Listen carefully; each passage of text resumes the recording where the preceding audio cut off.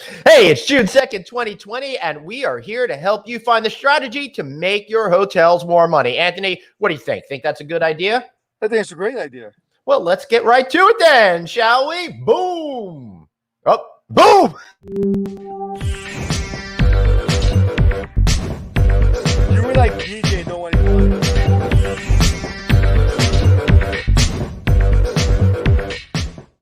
Goodness gracious. One of these days, my friend, I am going to get this right. But at least I didn't get caught chugging a big thing of water on air. How are you doing, man? Well, I use those moments to drink water, man. That's right. Now you guys know the secrets. Every time we put a graphic on screen, we're here to rehydrate. All right, so June 2nd, 2020. You know what, Anthony, I know you were going to say something. Sorry. Go for it. I apologize for being in my car, but listen, you got to business and the show and family, we got to all figure it out. So I'd rather be in my car than miss the show. And uh-oh, Anthony, you've gone completely silent on me. Can't hear a word. There you go. Now you're back. Say that again, please. We could not hear you.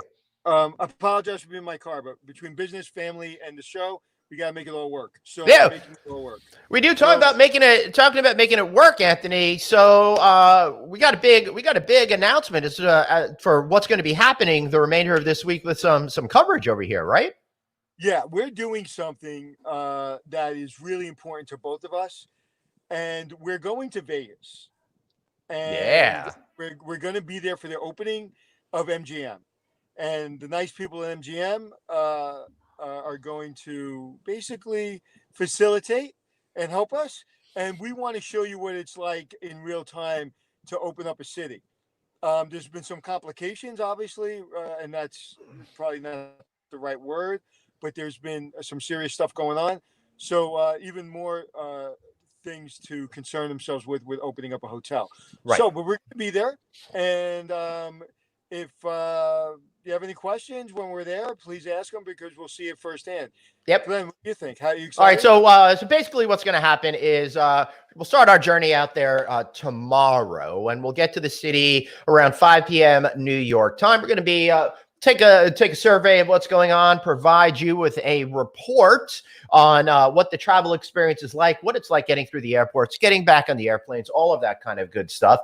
Then Thursday show, we'll do Thursday at 9 a.m. where we're going to assess what we saw, experience, et cetera, et cetera. Prior to the opening, the state of the city will be out exploring and that sort of thing.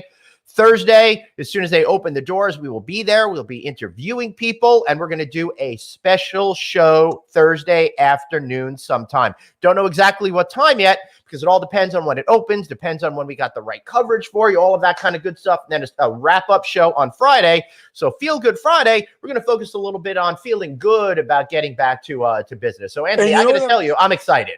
And you know what the most exciting thing is that John Flynn was on Good Morning America, and they said they had an exclusive interview.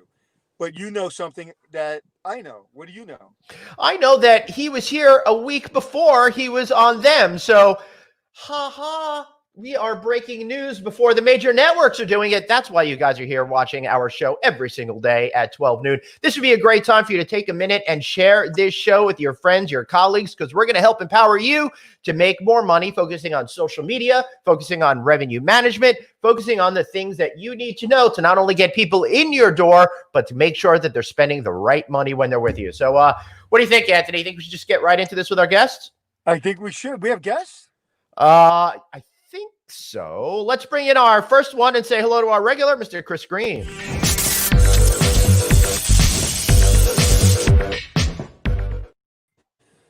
Hey guys. Hey, so all right. So doesn't Chris have his own? Doesn't he have his own little Chris Green intro? I don't know anything about that.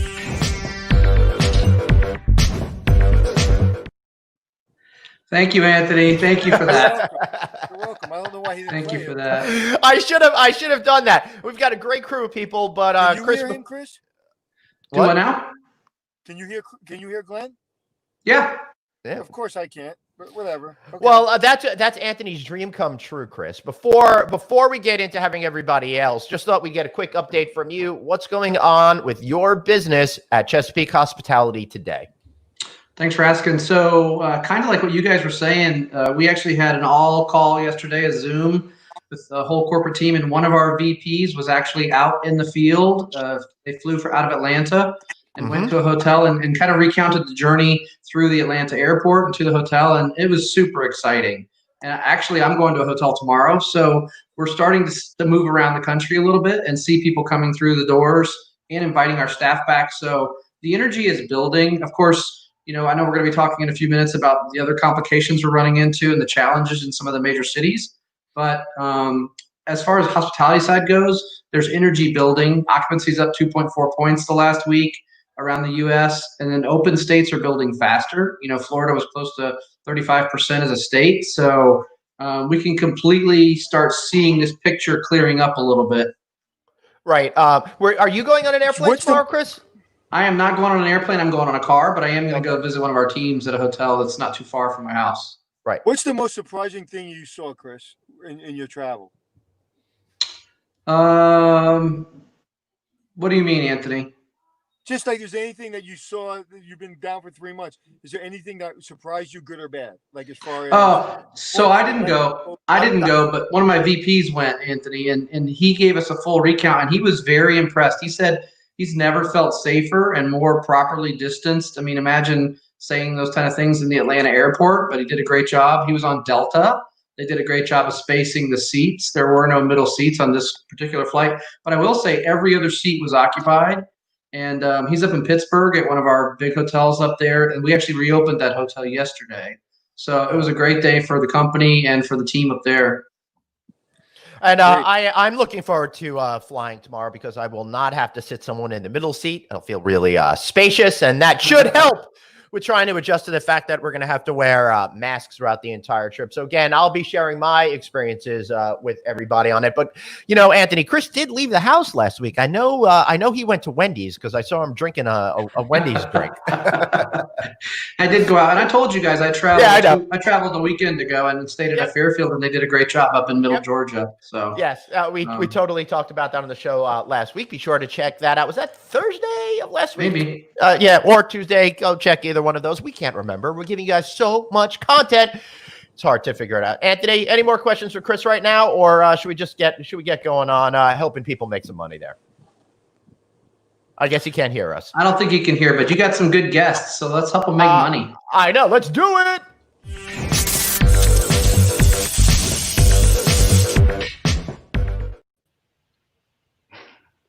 All right, it looks like the internet's acting a little cuckoo-baduku today, which is what's going on. I don't know what happened to Anthony there. All right, Mr. Pete Dimaio from Fuel, Kate Burda, and Jeremy Pinkerton of Hospitality Success might just be Anthony Melchiorri's partner on the revenue management business that they hold. So first question, now that Anthony has dropped off and vanished, Jeremy, how difficult is it being a partner of Anthony Melchiorri? He's back. He magically reappeared. I don't know. Glenn, guess what? I heard that one. Because I was going to say, Jeremy, you're completely wrong. It is such a pleasure to work with him every single day. Wait a minute. Let her answer first. We have been partners for 8 years, and I will tell you this: we complement each other very well. So my weaknesses are his strengths, and vice versa. So. And Jeremy, tell him that we actually rehearsed this question. Tell him what the real answer is. The real answer is he's fabulous to work with. Yeah. That's the rehearsed answer. Yeah. No. When we said before, I said, most people, because Jeremy is so on point and so prepared, and I like to, fly by the seat of my pants, but I'm prepared when I need to be. And I said that most people think I'm not prepared, but I'm very prepared. And that's the one thing that they don't realize about us. The reason we get along so well is we're both overly prepared, except for this show because we got Chris. What do we need? I was about to say we get along great, but we don't prepare. I don't know how that works. All right, so I think the best place for us to start is Kate and Pete. Let's start with Kate. Kate, perhaps you could give us 10, 15 seconds about who you are and what you do, and then we'll follow up with Pete doing the same thing so people can get oriented and understand the point of view you'll be sharing with us today. Absolutely. Yeah. First of all, thanks so much for having me on. It's so good to see your faces and be part of the conversation. So at Kate Burda and Company, we focus on top line revenue and accelerating revenue, and we do that through what we call the revenue trifecta. So this partnership between sales, marketing, and revenue management. And revenue, it's interesting. I always say we focus on revenue management. And people are like, oh, or we focus on revenue, and people are like, oh, so you do revenue management? And I'm like, so revenue management manages established demand. And today it's very difficult because there is no demand. We're seeing that kind of build up, and we're seeing some occupancies return. But the two workforces and disciplines that really create demand are sales and marketing.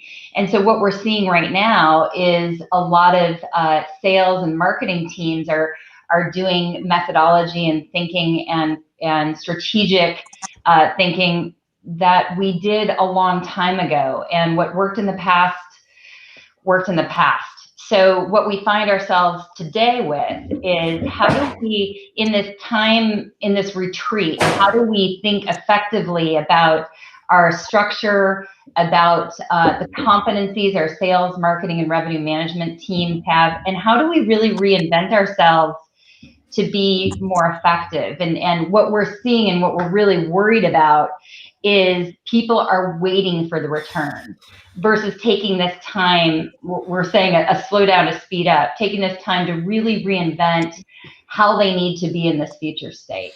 Excellent. So that's what we do. Yeah. Pete, what about you? Tell us real quick what you do over at Fuel, not to be confused with Fuel Travel, which you used to be, but now you're just Fuel. Oh, yeah. I thought we silenced you for a second there. You're back. All right, go for it. No, we keep changing our names to keep everybody on their toes, but I'm the director of client success. And what we are is a software and a marketing or digital marketing agency that really hones in on helping the independent hoteliers drive direct bookings and convert away from reliance on OTAs and other third-party options to being able to really make their own way in driving those direct bookings and whatnot. So it's been exciting as we're kind of entering what we call the COVID recovery area, because we're seeing that the faucet's been turned on full speed, and we're seeing more and more demand as these markets are opening up. Mm-hmm. The biggest thing that I'm seeing is people are being caught flat-footed, not expecting travelers, primarily leisure travelers, to be so eager to get out of their house, get to a destination, and just start moving on. So right. Our job is to help them make that an easy process. Well, I'll say the only ones caught flat-footed are the ones not watching our daily show, because we've been telling all of you guys out there that this is exactly what's going to happen. Pent-up demand is going to lead to an increase in road trips this summer. And if you're not preparing now, and if you hadn't started thinking about that, now it is essential. That's why we have this great group of people here today to help arm you with the information you need to find success in the summer of 2020 and beyond. Jeremy, let's hear from you. We could just make more fun of Anthony, but let's get down to actual practical type of stuff. How do you fit into this puzzle with all of us here on our Brady Bunch looking screen? Well, so first of all, I think it's really important to kind of back up what both Kate and Pete said. It's a collaborative effort between marketing, sales, and revenue management. And revenue management has the data, but as Kate said, marketing and sales creates demand. And then from a revenue management perspective, you capitalize on yielding it. And then also from a direct booking standpoint, it is even more important than ever that you are driving direct booking so that your market mix is as heavy on a bar and website voice component, so that you are not paying excessive margins that you don't need to pay. Demand is soft, so you have to capitalize on all of your demand drivers, but definitely in the direct booking and bar segment. What are the numbers that you're seeing in the last, say, week, as far as weekends during the week?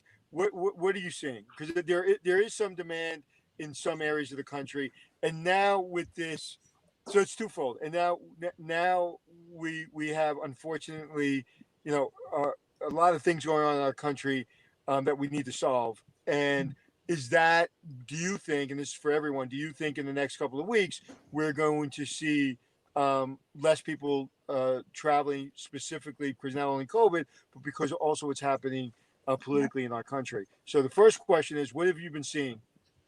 So, go ahead. Hilton hotels, they saw an increase with predominantly in the Southeast, just like you were saying, Anthony, that it's very regionalized, not only in those geos that are opening up more, but also those geographies that have, more of an appeal, like a beach or the desert or something like that. But Hilton actually saw 90 hotels across their managed portfolio that were actually 90% over Memorial Day. And so what they were saying is, hey, if we can win Memorial Day, not only from an occupancy standpoint, but moreover, an operational standpoint, like come out of the other end successfully as far as all of the things that need to be done for people to feel safe and comfortable, that 4th of July will be strong, and then of course Labor Day, and then we keep going. Yeah, makes so much sense. All right, I got a great statement from Melissa Jones over here, although it comes up as LinkedIn user on our mechanism here. As someone who's handled corporate travel RFPs, it's going to be more imperative that hotels pay attention to their guest reviews. Buyers are going to fact check, and corporate buyers will fact check hotels before they get invited in. How essential are guest reviews in our period going forward? Who wants to jump on that one? I see lots of heads nodding. I mean, this has been the yardstick. Before, with the rise of the independents, the guest review sentiment makes all the difference. That kind of flattens the playing field. Now you're getting real-time data, just like you do on Amazon when you're purchasing a product. Is the product good? Is it what they advertise? How is the delivery? And I mean, it's table stakes today. If you're not dealing with your guest reviews and your guest sentiment on a daily basis, you're definitely losing out on all these things that Kate and Jeremy and Pete are talking about. You won't have access to the higher performance channels and the lower cost of acquisition channels if you don't make sure that your message is aligned with who you are as a company and a hotel. So it's mission critical, quite frankly. Pete, let's get you to talk about it. So I see the reviews are really going to be what drives all the demand moving forward. And I say that because as people are finding new destinations, certain places are not open yet and other places are. So people are trying to find where they're going to vacation. And they're going to rely on not only reviews, but also their social networks and understanding, if my friend went there and they enjoyed themselves, well, then I'll probably also do that as well. So, looking at your reviews across channels, Facebook, Google, obviously TripAdvisor is still relevant, although Google's really quickly catching up to them.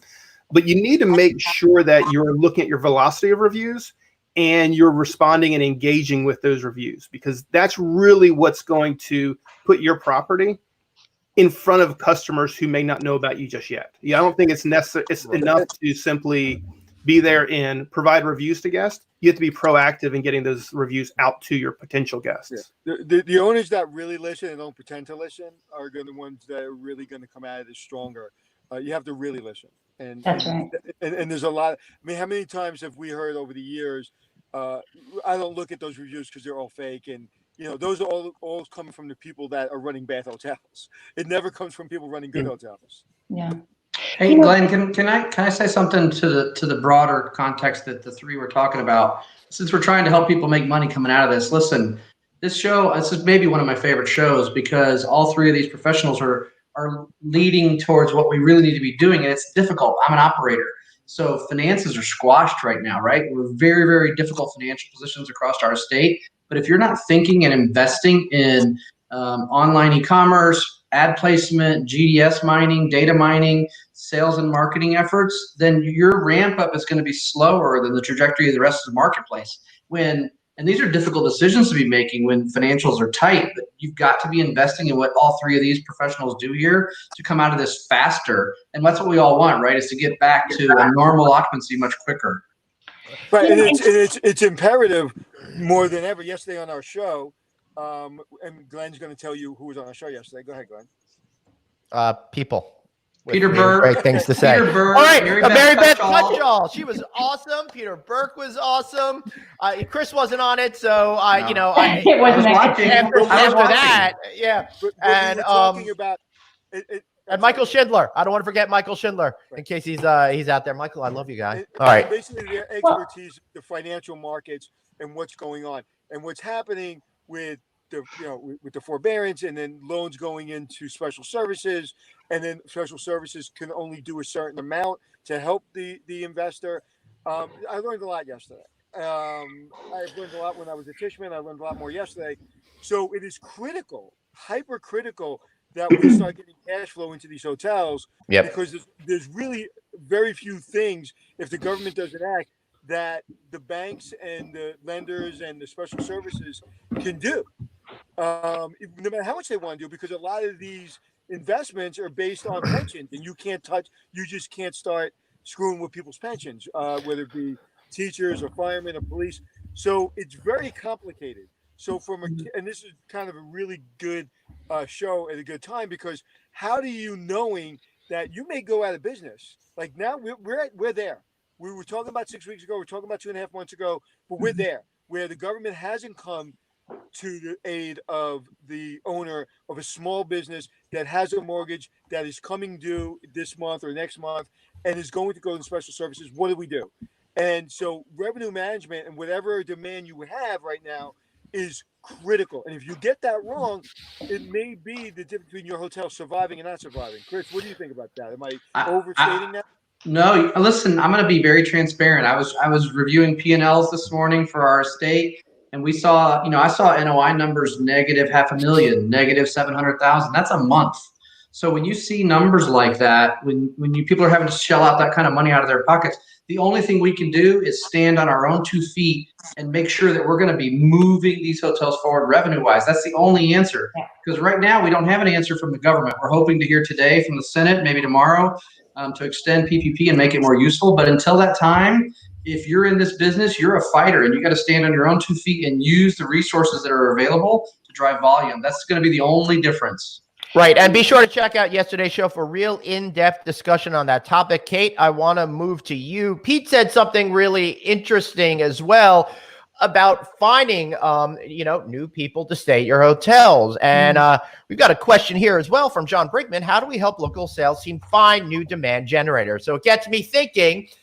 Again, I've told everybody I was going to go to Japan this summer. That is not happening now. Now I am thinking of hopping into the car with the family and heading somewhere. So I am a customer for somebody that any hotel that's within a 3-4 hour drive. How do you find these new people that Pete said may be interested in your hotel and get them to be interested in your hotel?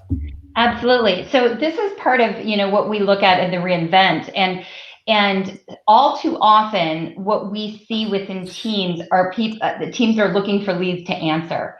And at that time, if you're looking at the customer's buying journey, they're at the point of sale. And so it becomes a product and price driven sale. It was interesting in a group that we worked with, it was 120 sales reps.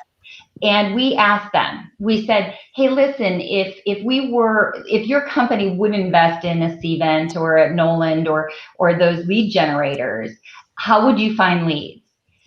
Only 100 of them said that they didn't know. And so this kind of goes back to what the question is we have to start looking at the shift of the point of sale to the point of inspiration or the point of impact. There are companies out there that are investing and are actually doing a lot of things. The problem we're having right now is if our sales teams are working with procurement and travel managers and other third parties, not only does that cost of acquisition go up, but we're not having the client's mind share at the point of when something happens.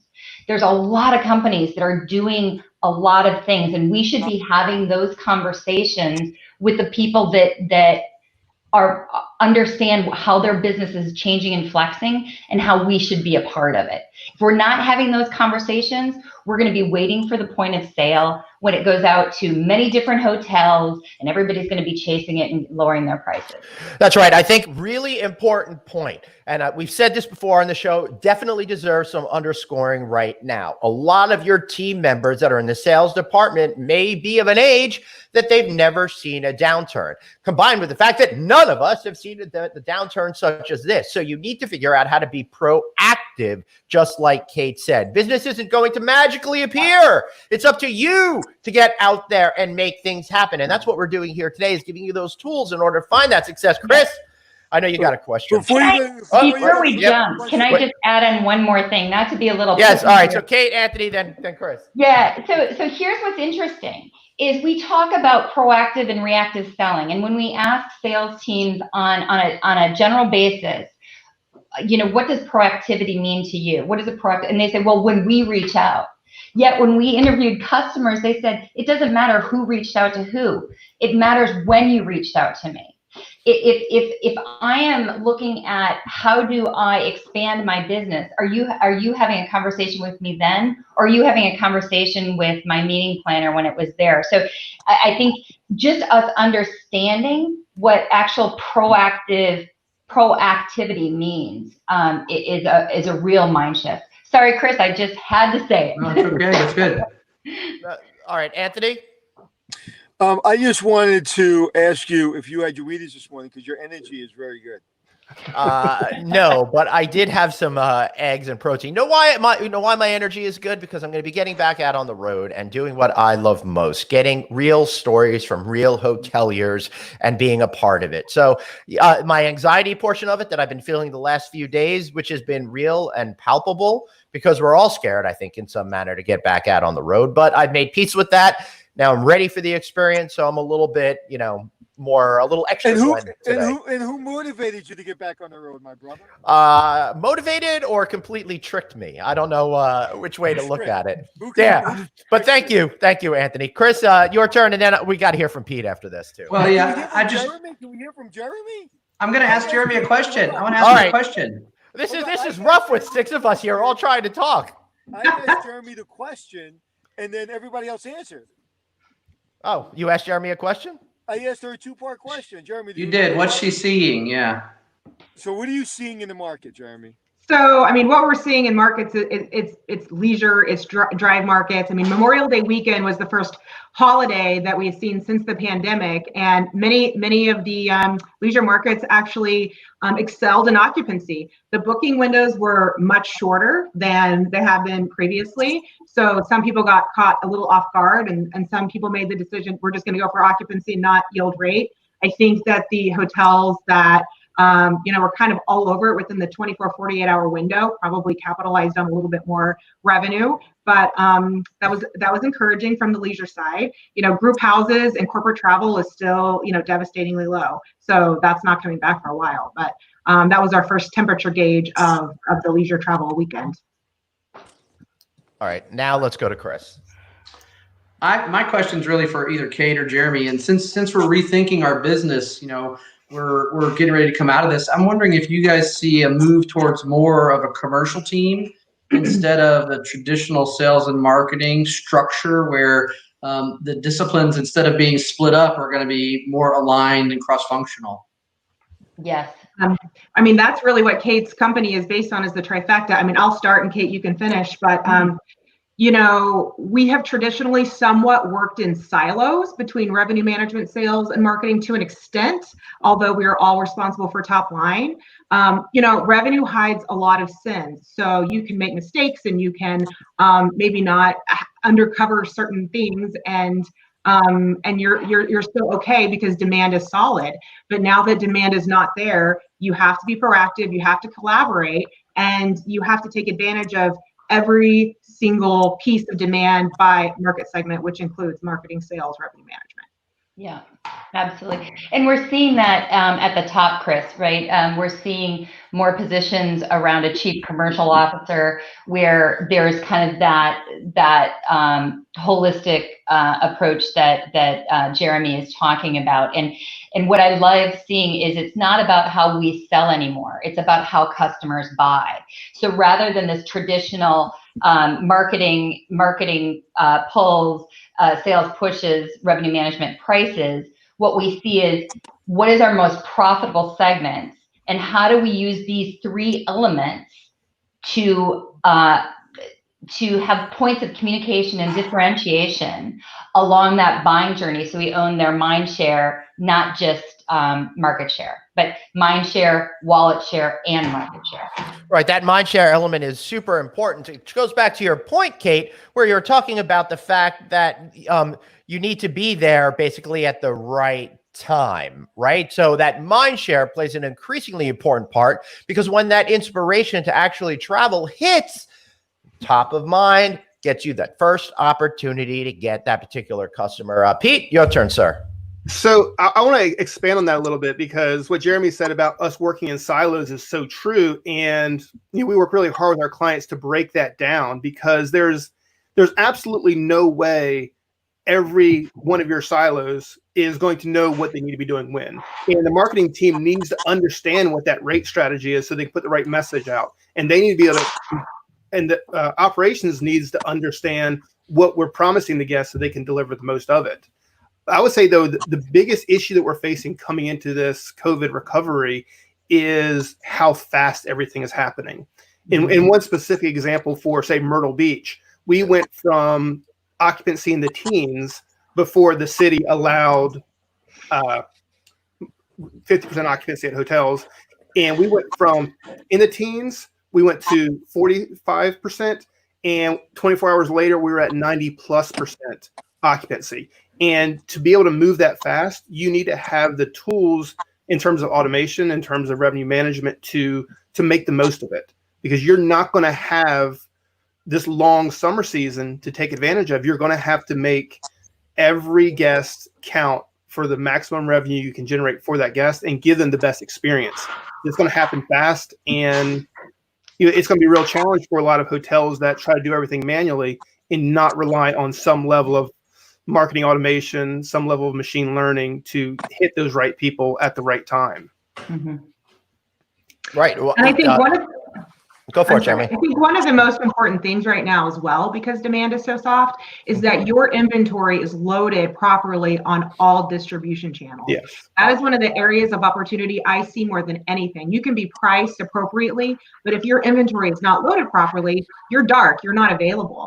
So for example, the hotels that have, like the government segment specifically, the hotels that had that set up properly, they had their FEMA number, they've had relationships with the government travel houses. They were live on Fedrooms, Sater Travel, Omega Travel, had a partnership with their brand, if they're a branded property from the government national sales director. Those properties, just in that one market segment, exceeded revenues versus their competitive set. And there's in every single market segment, you have to drill down on that, but it's a distribution channel issue many times. Yeah, and for us, I mean, this is a perfect example. Last weekend, Atlantic City opened up, and if your revenue team is not paying attention to the segmented performance by channel, you could miss out. And what you have is the opportunity, when you see that groundswell of reservations starting, of turning your marketing efforts, your e-commerce, your digital, everything towards what segments are booking to drive the high. Right now, I mean, honestly, it's an occupancy play. Rate's going to be a challenge, but driving occupancy into your building to drive bottom line is important. And if you're not watching on a day-by-day basis and looking at what segments are coming out and starting to book, then you don't have an opportunity to turn your resources toward that. I mean, that'd be my number one tip right now, is to make sure you're watching minute by minute who's booking, and then utilizing resources, whether it's GDS, direct booking, voice, anything you can do, social, to attack those segments and attack what demand is out there. Right. Great tactics out there, Jeremy. I would say this is, some of your typical demand for example, your feeder cities, that may change. And Pete, you can speak to this on how to target that. But, some of these areas, maybe New York City and Philadelphia were your typical feeder cities. Well, now it's a drive market. So you can be, targeting other cities that are maybe 5 to 7 hour drive away instead of 2 to 3. I mean, that's an example, but Pete, please speak to that, because your feeder cities and areas of demand could be adjusting over the next 6 to 9 months. Yeah, I think so. And I think that's where your new customers are going to come from, is you really need to make sure that your CRM solution is working hand in hand with your marketing solutions. So, are you using the proper lookalike audiences? Are you loading your databases into Google and Facebook to make sure that you're finding the people who look like your audience and you're targeting them most effectively? But I tell you right now, though, is you need to understand what that radius is for your drive market, and understand that the radius that was your market last year has absolutely expanded. Because previously someone might be willing to drive 3-4 hours away. People are not going to have a problem driving 6 hours or more if they know that they have their own little ecosystem in their car and they can go when they want and how they want. And if things change, they have an easy way to get back home if needed. Yeah, we were talking to somebody the other day, and they said when they look at Google search words in their community, the number one word that was being searched for was road trip. Yep. And and if you're not looking at those words and you're not looking at that kind of analysis, you may go off in the wrong way. One of the things in our industry for the last 30 years that I found is, well, this is what I think, this is what I feel, this is what I know. It's like, I don't care what you think, what you know, and what you feel. I want to know, what is your audience doing? What metrics are you using? What reports are you using? What experts are you talking to? As Kate was saying before, is you have to know before anyone else knows. That's right. And there's never in our history of business has it been more transparent for us to really have the resources literally within seconds of when a person is thinking and typing. Like, we know immediately what they're thinking, what they're typing. And if you're going on your feeling and what you think it was like 2 summers ago or 3 summers ago, you're going to miss the boat. And now missing the boat isn't missing a budget. Missing the boat is your hotel that no longer exists. Yeah.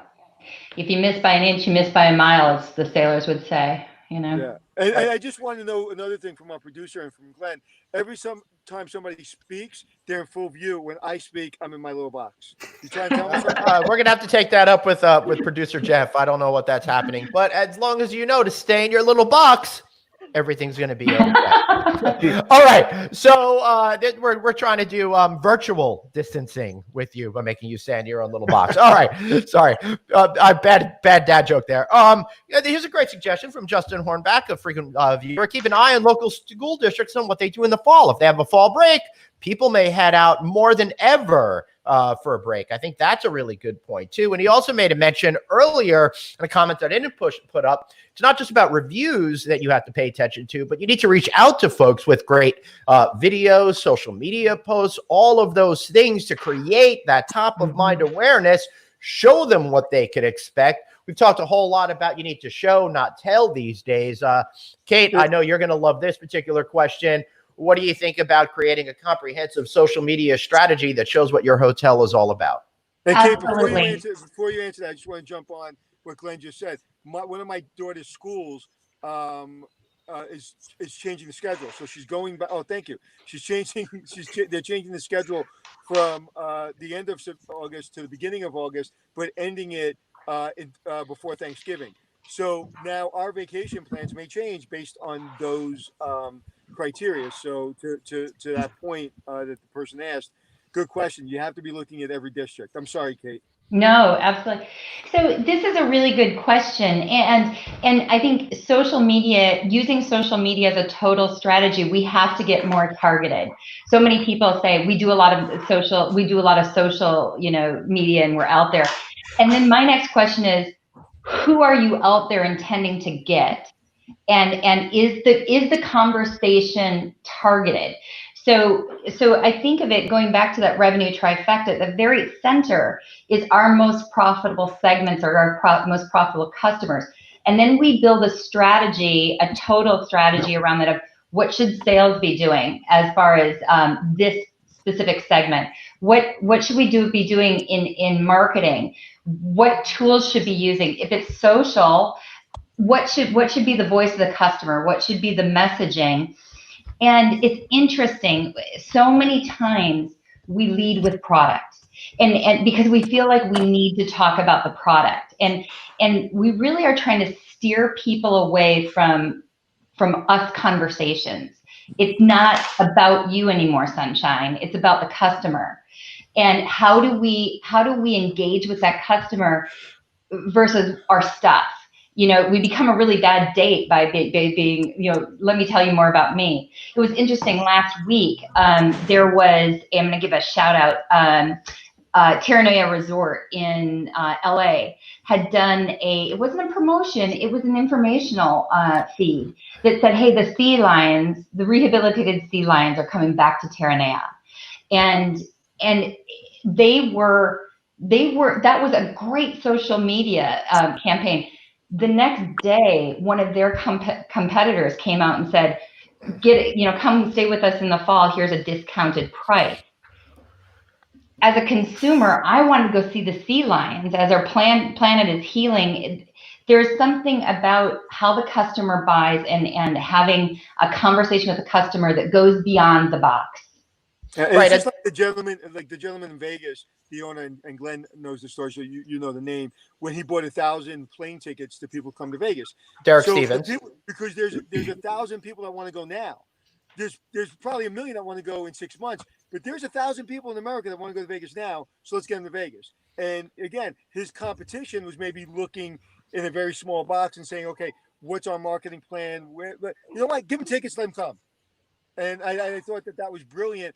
And whether that 1,000 people and the expense that goes along with the 1,000 tickets is valuable or not, he got people looking at Vegas, not only his hotel, but looking at Vegas in general. And it was pretty, I think, marketing genius. Well, and I'm going to do a shout out to Chris and the team at Chesapeake. They've been doing some amazing cultural social media that isn't about their stuff. They've been talking about how they're taking care of themselves, how they're taking care of their employees, how they've been taking care of the community, and particularly this week and last. That's what people want to hear versus being sold to. I want to have a moment with you that makes me feel good. So, think about the reason people go on vacations. It's for happiness, for fun, for excitement. And if you lead with good information, just a great, feel good story, because a person can't visit you physically, you still want to be there as a hotelier to make them feel welcome and to make them have that aspiration of being able to visit you as soon as your market opens up. So doing everything you can. If it's, great examples are when you have an executive chef show you how to make your signature dish at home, or you have your, your guest directors walk you through, the pool complexes, or walk you down the beach and just put you there virtually when you can't be there physically, to keep you top of mind. So as soon as you're ready to travel and you can, you're going to go to that destination or that property. Kate, to your point, and mentioning what Chris is doing, and you kind of mentioned that what's happening now and what's happened last week. And Chris, you're right in the middle of it because your hotels are opening and or open. I mean, we can't be tone deaf to what's going on. So what are you guys preparing to do to deal with the challenges that we're all dealing with today? So that's a great question. We had an operations meeting this morning. I've got hotels in major urban markets where we've experienced some of the unrest. Our position is that we, Chesapeake is a company that's for all of our people, no matter what their background is. And we want to protect our people and make sure them and our guests are safe. So in our major markets, we've had to have protocols put in place to protect our environments and make sure that we keep our associates and employees out of harm's way while honoring the American right to peaceful protest. It's very important to realize there's a difference between rioting and protesting, peaceful protesting, which is our right. So we just want to be thoughtful about it. We have not shut down hotels yet. We have a hotel that's not open yet in Nebraska, in Omaha, downtown that all the buildings around us, the windows are busted out.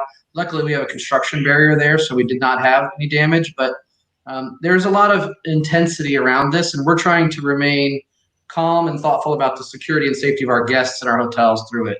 So, Jeremy, and this is for really anybody, but Jeremy, we'll start with you. Have you started to see any cancellations or into markets that we're seeing an uptick, and now maybe there's some cancellations? Not necessarily with that, but I will say that right now is the time to be kind, and that part of that is, if a guest wants to cancel, I saw some properties kind of take more of a hard line. The brands came out and guided some of their properties from a cancellation standpoint. And, right now everyone wants to feel safe, and they're going to remember, as you said, Anthony, how their experience was during this time. You want to create long-term loyalty with your guests. And if it means, allowing people to cancel right now, then that's what you do. Yeah, speaking of that, we have this question right here that plays right into it. Are hotels looking to change their cancellation policy to encourage more bookings? I know, Chris, you want to answer this, and then we'll go to Pete. Yeah, Pete made a comment, but listen, right now we have 20% occupancy system-wide in the country in general. So I think you want to be easy to do business with. Right now, when the demand and control side was on our side, February of this year and before, when we were running 75% occupancy, then there was more leverage there. We need to be easy to do business with. We want people coming to our hotels. So I think if somebody books a reservation and they become uncomfortable and they want to cancel, we should be the people that say, hey, we're happy to welcome you back when you're ready. I think this is critical now and part of the recovery that we need to process through. Yeah, Pete? Yeah, I would say one thing that we are really encouraging all of our clients to do is create that worry-free cancellation policy. Because if you think it from a customer's perspective, and even from a hotelier's perspective, do you want to force someone to come to your property against their will? Otherwise, you'll take their money from them. That is not, when the recovery is complete, that's not what's going to be looked at favorably. Do everything you can to work with your customer and see how you can find a way to take the cancellation and turn it into a future booking. So yes, absolutely cancel your stay. That's no problem. We'll get your money back. But if you like, we can go ahead and rebook that in the future. And, instead of it being X rate, we'll do a 10% off to let you keep, your room, whatever it might be. Work with them and try to find a way to turn what the customer perceives as a negative into you doing them a huge favor that you earn a customer for life. Don't look at it from the short-term perspective of, I lost a night. You got to look at it in terms of I gained a lifetime customer. That's right. Right. Sometimes that's really hard to do. All right. As we start to wrap up, one really important question. Here it comes. What are you recommending as a strategy to get corporate travel, group travel back? Oh, I'd love to have this conversation. Yeah, then let's have it, Kate. Let's have it. Again, I'm really curious, and just so you know, I'm judging your every word. Go. Oh God! So stop looking at the leads. Start having real conversations with your customers. And what I mean by your customers is not just and they hold wonderful positions, but not travel and third party, and start having conversations with the people at the nucleus of organizations to find out how is their business doing, where are they going, how are they flexing and moving, because where there is disruption, there's an organizational response. And if you're a true partner, just filling out an RFP is not a partnership, you're a vendor. Having conversations at the center and the nucleus to find out how you can serve and how you can be a better co-creator, thought partner alongside them as they go through this is where you should be. And that's going to create long-term relationships. Great. Who else wants to grab this one? I mean, you need relationships even when times are good, and it's even more critical now. And like Kate said, I mean, having a partnership is that's what that is, we give inventory to travel managers and take third parties, for example, when times are good as well. There's a time and place for all of it. So it's just how we all manage it. Your internal and external relationships are critical. Ensuring that you're educating yourself on what's happening in your market, what's shifting. So being proactive, taking a dynamic approach, partnering more with your other disciplines that maybe in the past you haven't. And then engaging the entire team. So sometimes maybe front office or some of the operating departments have also been in their silos. So ensuring that you're staying positive and you're engaging your entire team, I think is critical moving forward. Great. Pete, you want to take a shot at this? Yeah, I would say from a group perspective, your hotel having excess inventory is not the customer's problem, it's your problem. And stop thinking about your problems and look at why that group is not visiting. And let's address their issues. If their issue is safety, address the safety, address the sanitary aspect of your property. If their issue is their company is not letting them travel, we'll understand that and then figure out when their company is going to let them travel to be the first one to offer them rooms. But Pete, that was probably the best. I'm sorry, I didn't mean to interrupt you. I was so excited about what you said. That was probably the best piece of advice I've heard anybody give in a long period of time. And don't worry about your excess inventory. Worry about their concerns and their problems and focus on them. And it's absolutely true. So I just didn't mean to interrupt you, but that was exciting for me to hear. absolutely. So following up with that, one last question: how realistic is this idea for group bookings in the fall? Chris, you're right there. It is realistic. We have some, especially when you have a hotel that's got the right amount of space, a bigger space to rooms ratio. You can do some social distancing for the meeting. You still have people that need to meet, and you have a plan in place to show them to the answers everybody's been giving. A plan in place to show the guests how you're going to meet their needs. Listen, I was taught a long time ago, and I'm not in sales, that you need to ask questions and you need to say, what does a great meeting look like for you, Mr. or Mrs. meeting planner or booker? And once you understand that, then you can work to meet those needs, just like Pete was just saying. So this is happening in the fall. We've got a nice booking at one of our hotels up in the greater Pittsburgh area that's got a lot of space. We're starting to see that come in. A lot of it is on the social and military fraternal type stuff. Corporate, slower to come back as they have guidelines coming out of the What about this company. one? Weddings. I mean, people are dying to get married, right? They just are ready to go. So when you want to get married, you got to get married. If they only knew. Yeah. Sorry, honey.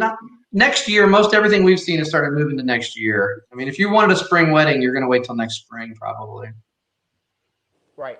Great. Anyone else have any thoughts on all of this stuff? Or no, I'm going to say nobody has any more thoughts. All right. So let's go into some final thoughts and statements. Pete, let's start with you, sir. I would say as we head into this recovery, make sure you're using your database, your CRM, and the tools you have to market as smart as possible, because you are going to likely have a smaller staff and you have more to do in less time. So let automation take the role where it can and let you focus on the higher level marketing that can't be done through automation. Excellent. Jeremy? I would say focus on your market mix and ensure that you're taking advantage as much as possible for any short and long-term demand drivers that are coming into your hotel. Attempt to put an accurate forecast as much as possible together. It's very short-term trends. Watch your demographics; they have changed, and ensure that you're collaborating with your entire team. Excellent. And Kate, what about you? Yeah, I think first of all, what worked in the past worked in the past, and if you have to elevate the two disciplines of sales and marketing, and it's not about you. It's not about how you sell. It's not about your stuff. It's how about the customers and what they're striving to do and how they buy. It's not about you. Excellent. That hurts though, that it's not about me. Well, Glenn, it's about you. Glenn, Thanks. in that 2 seconds, I bet myself $1 and I won. Well, at least we're keeping you in the money, Anthony. You're so predictable. You're so predictable. I am, and here's another thing that you could have predicted. Here comes a shameless plug. If you want to play poker with Anthony, just hit pokerwithanthony@gmail.com. Send us a note. We were supposed to do that on Wednesday evening, the 3rd, but because of everything that's going on this week, we didn't feel it was appropriate. We're going to do it June 10th instead. So there's still time to get involved in that. Chris, how about some final thoughts from you? First, I can't wait to beat Anthony at poker. I'm signed up. So Side bet. Wait. Side bet. whatever you want, we'll Listen, figure. listen, if you beat me, I will donate another $500. And if you lose, you donate $1,000. How about 5 and 5? I'll do that. Okay, 500. You got it. Okay. Listen, final thoughts. I would encourage you to lean into what these professionals are saying. I think I know that sales, e-commerce, revenue generation is the way out of this, right? And we're going to have to be super thoughtful about it. I would also say that you need to be very cognizant of who you are in the marketplace. What's your message to the marketplace as a hotel, as an organization?